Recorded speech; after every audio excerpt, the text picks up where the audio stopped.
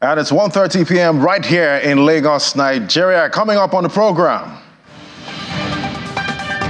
Egypt's gold reserves rose to $8.031 billion at the end of April from $7.950 billion at the end of March. And Czech Republic set to deepen trade health relations with Ghana.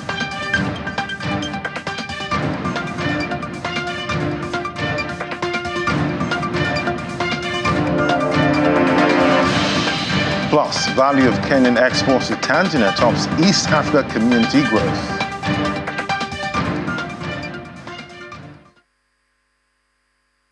Hello, welcome to the program. I'm Ladi Williams. Let's kick off with the markets now. Let's see how they're doing at intraday, starting on the African continent. We see it's mostly positive sentiment right here in Africa, with the NGX inching up 0.05%. Marginal increase we have with the NGX there. South Africa's index getting to 80,000 all-share index mark there, 0.53%, over 0.5% up. Let's look at North Africa now. We see EGX 30, that's up 1.19%, and Kenya closing down 1.36% at 103.05 for the all-share index. Let's bring it down here to Nigeria now. It's trading marginally. That's the NGX last time I checked. Let's see what's happening right now. Joining me is Samson Owolabi, research analyst, ARM Securities, joining me via Zoom. Great to have you on the show. Great to have you once again. So how's the market looking at intraday? Last time I checked, it was marginally up, about 0.05%.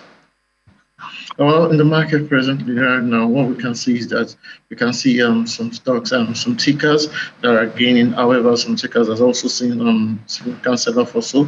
We can see in the top gainers, we can see tickers like Restarex, CWG, Cornerstone, and ABC Trans. They are like the ones topping the chart right now. We can see the Restarex is gaining like 9.96%, and CWG also gaining by 9.85%, and Cornerstone are gaining by 6.15% rather. And when we look at the top decliners also, we can see that tickers such as Adova, FTN Cocoa, and Transcorp are also losing. On the NGX, we can see that Adova has lost like 8.85%, FTN Cocoa has lost by 6.69%, and Transcorp has lost around 6.7% in the market. So those are like the major tickers that are gaining and losing on the bourse.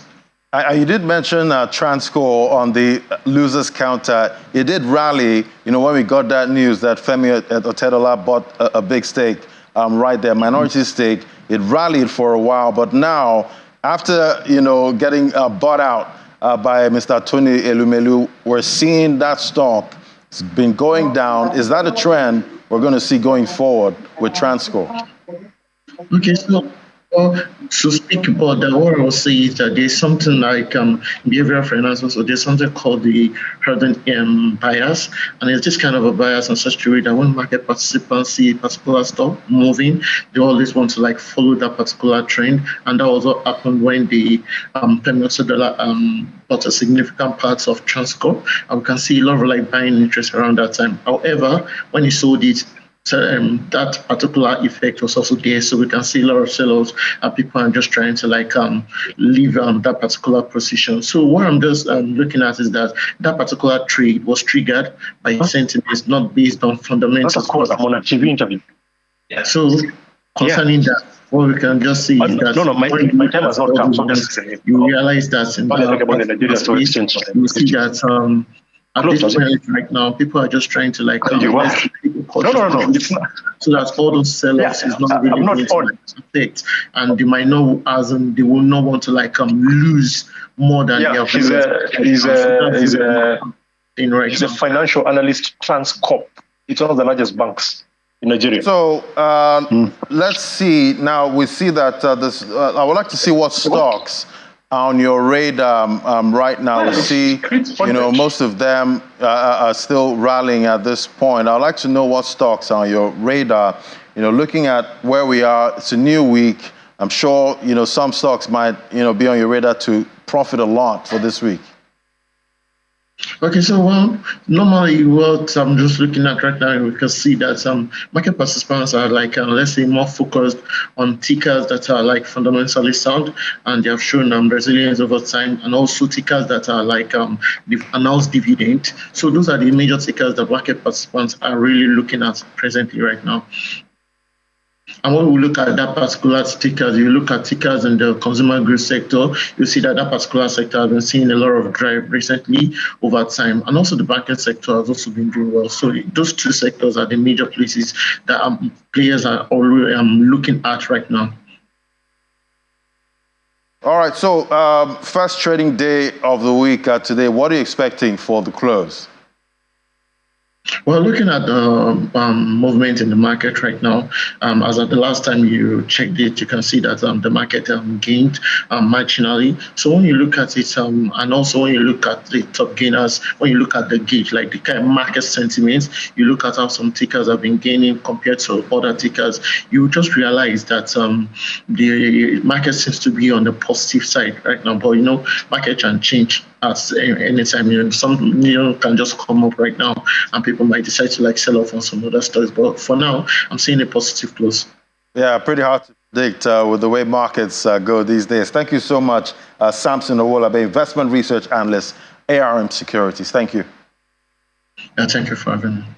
All right, let's take a look at what's happening in the Middle East. Now we see in the UAE, it's the Abu Dhabi index down 0.26%. While we see Dubai there, that's up 0.13% at 3,587 points. Other markets we track in the Middle East, we see Saudi Arabia down 0.07%, marginally down, and the Qatari index 10,671 points, also down marginally 0.02%. We're interested to see how those markets close today. All right, let's take it to Europe now. The past weekend saw the shareholder meeting of Berkshire Hathaway, the U.S. conglomerate run by Warren Buffett. We have Lars Holter right there in Berlin to tell us more. Great to have you, Lars. So how did the company do lately, and what can we learn from the meeting?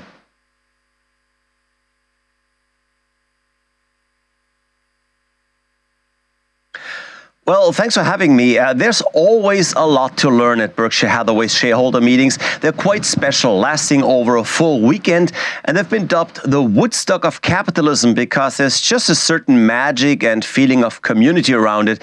Investors first and foremost learned of the company's results, of course. Berkshire made a profit of $35.5 billion for the first quarter, and that's mostly due to strong performances by some of its holdings.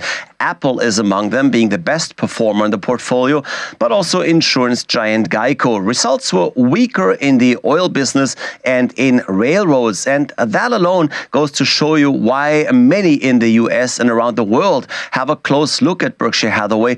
It's because the company is not just any conglomerate, but it almost reflects the entire economy, covering the sectors I've just mentioned, as well as many more, down to consumer-driven businesses such as furniture, fast food, and even ice cream. And tell me, what can businesses and investors learn from the shareholders meeting over the weekend?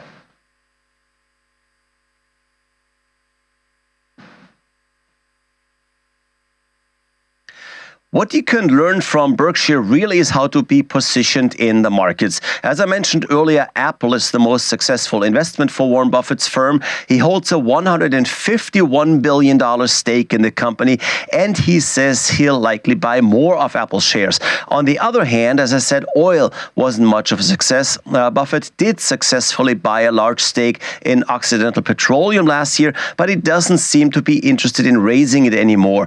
And then, of course, there's one problem no one in the US can get around these days. If Congress in Washington fails to raise the debt limit in the next few weeks, the United States will default on its debt as early as June 1st. Buffett, like many others recently, warns that a debt ceiling showdown could bring turmoil to the financial system, that it would badly damage the US dollar and the world's most important currency, of course, in trade. He does seem confident, however, that Congress will act to prevent just that. But we also heard over the weekend from U.S. Treasury Secretary Janet Yellen, and she seems a lot more worried about the current state, so we'll have to keep an eye on that. All right, well, all eyes on that U.S. debt ceiling. Thank you so much, Lars Halter, right there in Berlin, giving us the details from that meeting over the weekend, the Berkshire Hathaway. All right, let's move on to Asia now. We see Asia Pacific markets largely rose today after Wall Street snapped a 4-day losing streak for Friday. In mainland China, the Shanghai Composite led gains in the region, again by 1.81% to close at 3,395 points, while the highest level since July last year, while the Shenzhen Component closed 0.4% higher at 11,225 points. Japan's Nikkei 225 fell 0.71% to end the day at 28,949 points. And the Topix, that lost 0.21% to finish at 2,071 points, with the energy, financials, and technology leading losses in Tokyo, just as I see behind me there, with the Nikkei down 0.71%. The AU Bank Japan Services Purchasing Managers Index showed that in Australia, the S&P ASX 200, that rose by 0.79% to close at 7,277 points,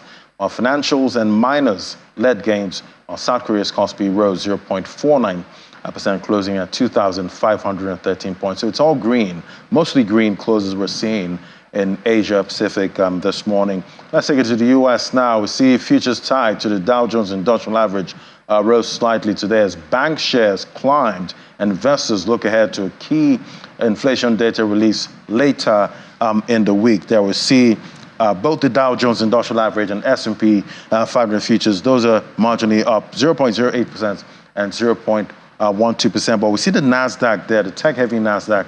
That's the laggard we have for the futures trade this morning. 0.03% down is what we're seeing there. Regional bank stocks rose broadly in pre-market, with SPDR, S&P Regional Banking ETF, that climbed about 2.6%, with shares of PacWest outperformed, surging 31% after the bank cut its dividend. Big banks, Citigroup, Wells Fargo, JP Morgan Chase, and Morgan Stanley also rose. And now to the global oil market. We see global oil markets, we see prices rose today as earnings easing the U.S. recession fears shifted market focus to tightening supplies, offering support after crude prices registered 3 straight weekly declines for the first time since November.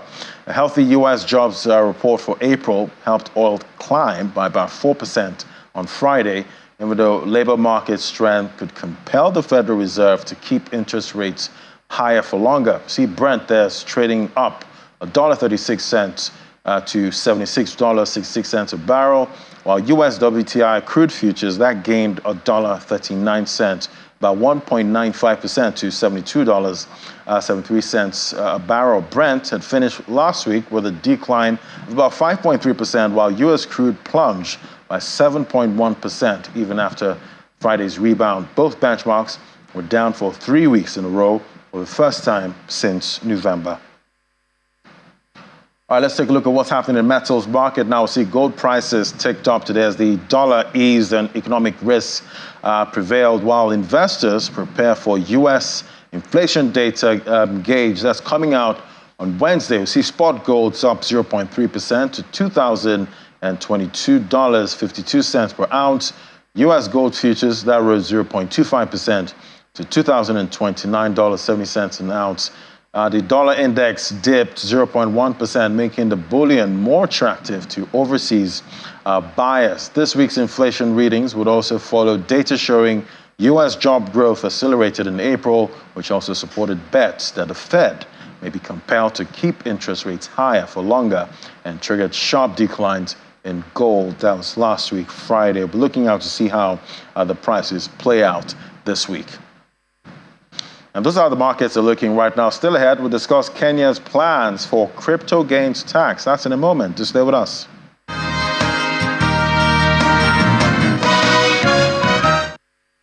Welcome back now to our next conversation. Well, the government of Kenya plans to impose a 3% tax on cryptocurrency transfers to narrow the fiscal deficit of the country and boost its domestic revenues. Joining me now is Wachira Kariuki, Head Training and Research, Windsor Brokers, joining me from Kenya. Great to have you on the show. Fantastic, Mr. Ladi. Pleasure. Thank you for having me. I'm very grateful to be on this platform as always. Fantastic. So how much of the Kenyan population trade cryptocurrencies, and how are Kenyans reacting to this proposal here, a 3% tax on earnings? By the way, because Kenya is probably the most elite and progressive economy in Eastern Central Africa, we may not have necessarily a very high population that is able to trade it, but the number of people, especially in the main cities, Nairobi, Eldoret, Kisumu, that are participating in it, cumulatively, it is estimated that Kenyans hold $1.5 billion worth of cryptocurrencies. All right. So the CBK, remember, is authorized to regulate cryptocurrencies in Kenya, and there's a law called the Kenya Monetary Money Remittance Regulation Act that has been used to govern this. So we've come a long way from 2015, when the Central Bank of Kenya explicitly said that they do not recommend that anybody should trade. They did not ban it, but they have not necessarily come out to be strongly against it. That was in 2015. 8 years later, 2023, it's an absolutely different conversation, and we are optimistic that more and more people continue to participate in cryptocurrencies. So that means the Central Bank of Kenya right now do not mind Kenyans actually trading cryptocurrency? Correct. The Central Bank of Kenya's stance was primarily focused on regulation. There was no regulatory presence, there was no structure, there was no process, there was no clear requirement of what a transaction would look like, there was no way of protecting the investors, there was no way of defining and controlling the path, which ironically is the entire point, because the point is to be able to have a way to transfer money outside of the normal mainstream way of banking.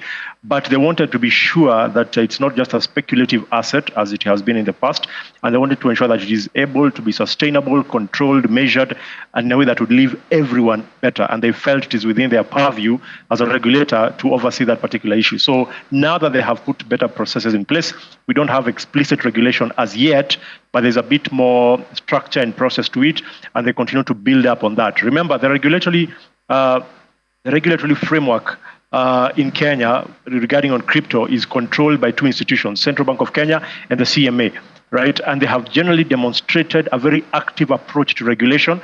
They tend to interpret their powers and responsibilities as widely as possible, and they have demonstrated a continued willingness to include new innovations in their regulatory purview. So they're not necessarily banning and opposing it, they just want it structured in a way that is good. The tax of 3% is quite interesting and very unusual. To want to tax digital currencies is an interesting thing. Remember, it's a bill, it's not yet been passed as a law, Ladi. So there is speculation that it might be adjusted, but it was an interesting insight. It means the government is recognizing it as a source of income.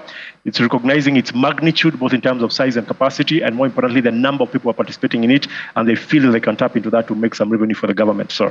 And in your view, do you think the lawmakers will approve this bill? I think they will approve it because it falls under capital markets, and everything under capital markets is regulated. They'll probably reduce it from 3%. 3% is pretty high, especially because they just put another 15% on social media participants and stuff like that. So I think it will be cleared, but probably at 1.5%, not necessarily high at 3%.